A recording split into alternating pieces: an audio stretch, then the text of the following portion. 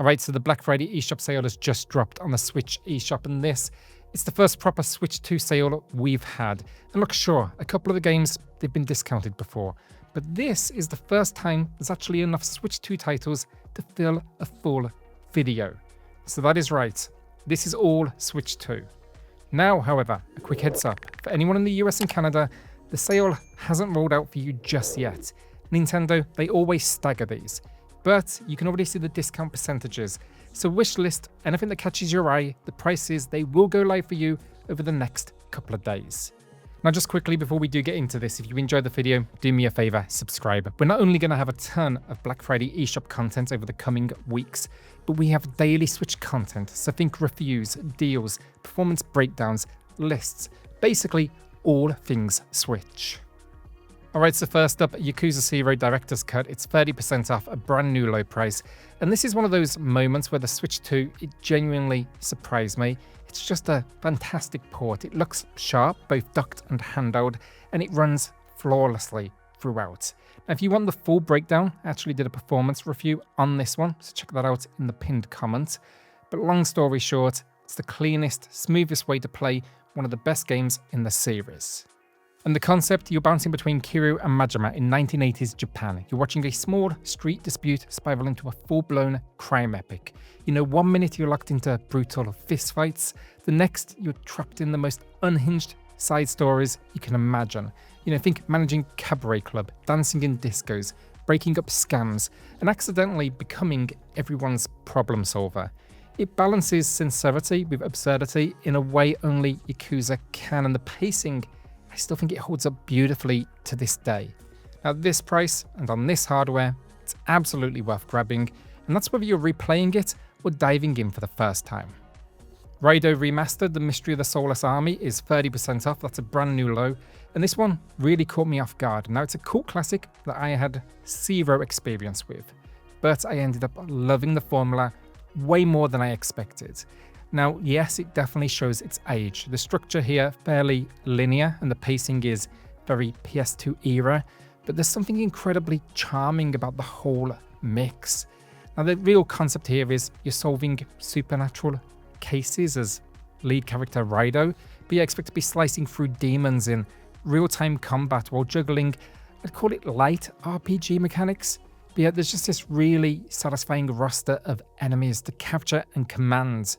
The combat, though, snappy, the world has great atmosphere, and I think the detective angle gives it a different flavour than mainline SMT. And while it's not a massive upgrade, transparently over the Switch 1 build, which is also on sale, the higher resolution, cleaner image quality, and the more stable performance on Switch 2, it's definitely noticeable. So if you do want to see those differences, I've got a full comparison video linked below, but at this price, I think it's a great pickup for anyone who likes basically something a little old school and a little weird. Split Fiction is 20% off, a brand new low, and this was one of the real launch day gems in my opinion. It's an incredibly impressive port technically, but more importantly, it's just a wildly creative experience. And the premise is brilliant. You're playing as two writers trying to escape a company that is literally stealing their ideas. The only way out is to fight through basically the pages of your own novels. See, it's kind of jumping from fantasy to sci-fi to complete chaos, and the set pieces just keep escalating. One thing to note though, however, with this game, it's co-op only. There's no solo mode at all. But the good news is it comes with a free friend code, so you can send that to someone you know and they can play the entire game with you for free. I think it's a really clever way to approach it. And yeah, I've got a full review pinned below if you do want that deeper breakdown. Just one quick warning on this one before we do move to that next game though.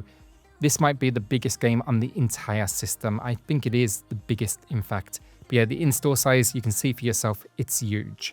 At this price though, absolutely worth grabbing if you want something that is completely different to anything else on the system. Kunitsu-Gami, Path of the Goddess is 25% off. That's a brand new low price, and this one is incredible. It's a true hidden gem. It is one of those games I think everyone should at least try once. So if you want the full breakdown, I will say it's a little complicated to explain very quickly, but I've got a dedicated video linked below. Now the mechanics, yeah, they're not overly complex, but there's so much going on. So basically, you play as a character guiding and protecting a maiden who purifies corrupted villages. Now you'll basically be reclaiming mountain paths from invading yokai.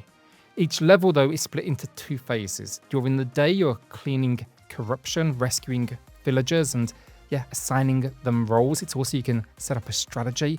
Then night falls and the whole thing turns into this fast, stylish defense battle where you're basically carving through demons or using villagers in, like tower mechanics. So you may set them up to support you with ranged attacks, healing or heavy damage. It's gorgeous, atmospheric and constantly satisfying once it clicks. And at this price, with how well it runs on Switch 2, I really do think it's one of the standout deals of the sale.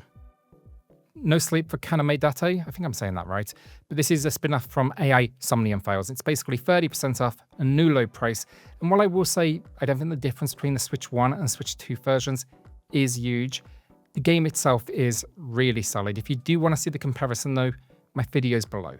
But as I said, it's a spin-off for the series and it's leaning hard into an escape room style structure. Now this time around, basically we're trying to rescue Iris, who claims she's been abducted by aliens and forced into what is a series of deadly puzzle rooms. So yeah, you're basically bouncing between investigations in the real world, think kind of classic AI, but then these new, more self-contained escape segments where you're scanning environments, piecing together clues, and then trying to find the one sequence that opens the way out. Now it's not, again, as strong as the mainline entries, but if you like the cast and that blend of visual novel, investigation, and puzzles, it's a really enjoyable side story, especially at its lowest price. Sonic Shadow Generations Digital Deluxe Edition is 50% off a brand new low price, and while I don't typically recommend deluxe editions, I think this is a steep enough discount on a genuinely great package that I'll give it a shout. Now I said at launch that I wouldn't pay for the upgrade if you were coming straight from Switch 1, and honestly I still stand by that. But if you haven't played it yet, this is by far the best way to jump in.